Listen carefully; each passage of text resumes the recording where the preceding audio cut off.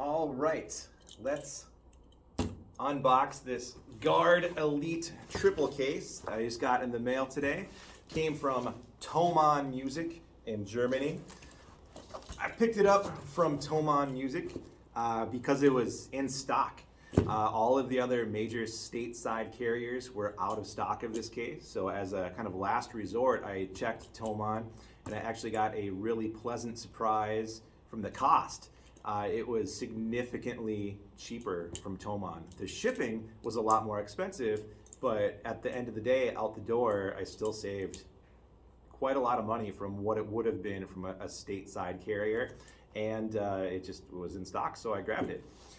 I have a Marcus Bona triple here, and it's usually carries a pick, cornet, and a B flat or C, but that usually leaves somebody homeless. So Flugel is usually homeless, and B flat is usually homeless, or maybe a C is homeless. So I grabbed another case just to make sure that all of my instruments are secured and put away and have a good home to live in.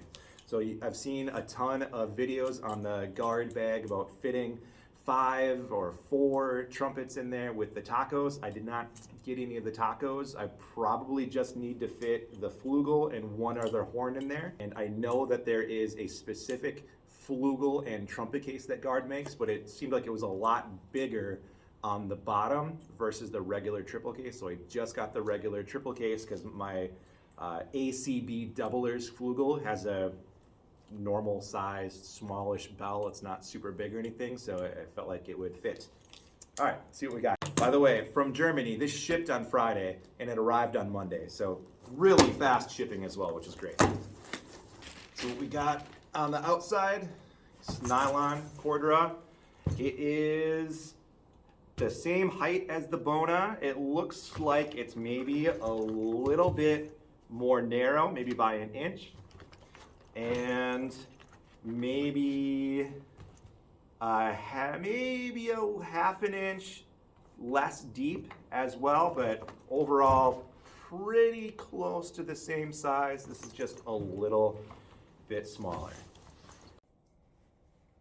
I think this is option 1 to get a Flugel and a B flat into this case.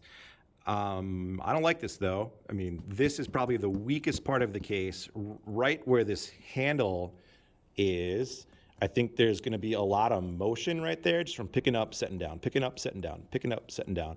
And that's exactly where my second valve slide is, which is pretty fragile. I don't want that getting bent into the valve casing and then my valve is busted. So I don't think that this configuration is going to work that good.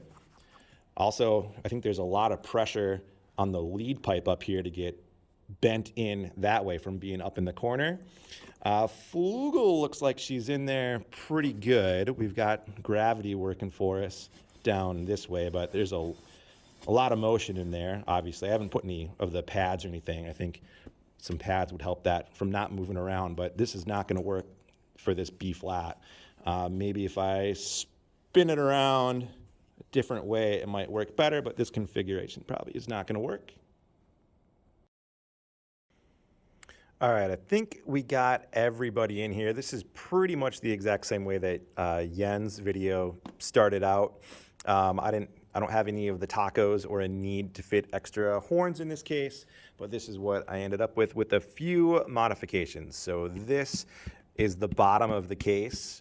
The handle is up here. So since this is the bottom, we've got a few of those pads just offering some extra support for the instruments as they get set down this way. Flugel is in on the bottom. I don't love how the valves do get compressed here. I just didn't find a way to avoid that. So those valves are going to have a little bit of play in them no matter what. I did add the extra cone right here to alleviate some of this pressure downwards onto the Flugel mechanism in here. So it's just a little bit relieved. Without this, there was quite a bit of pressure from the B flat onto this pretty delicate little mechanism down here, and another one up here, just keeping everybody up high enough to not be so compacted.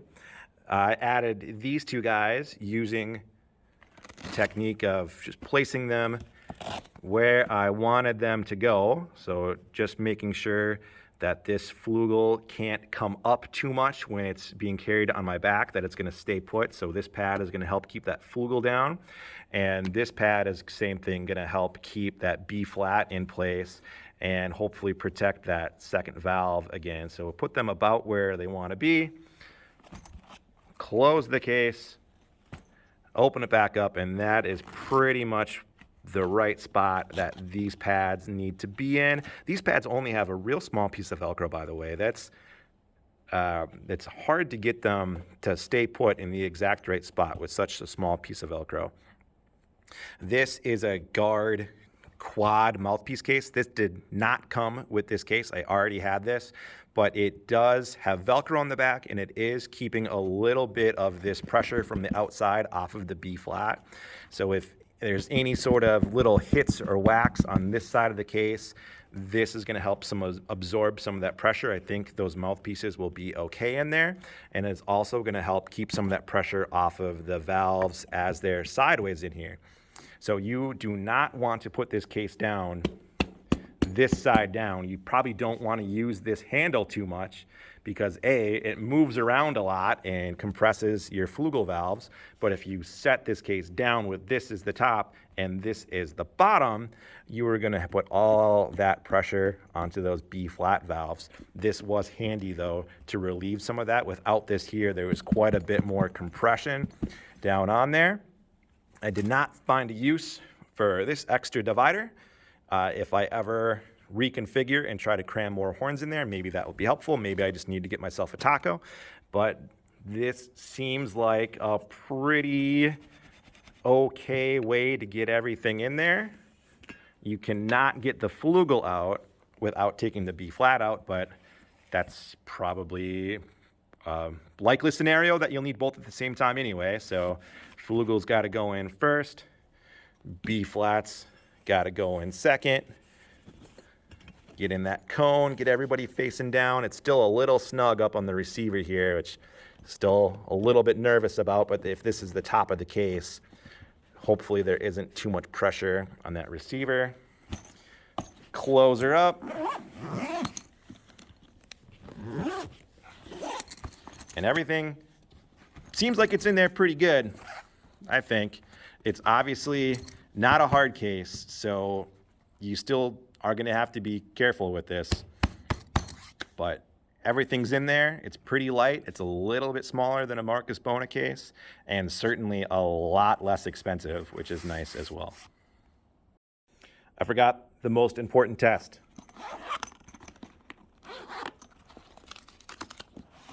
An Arbin fits in there, no problem. That has plenty of room for all of your Arbin needs.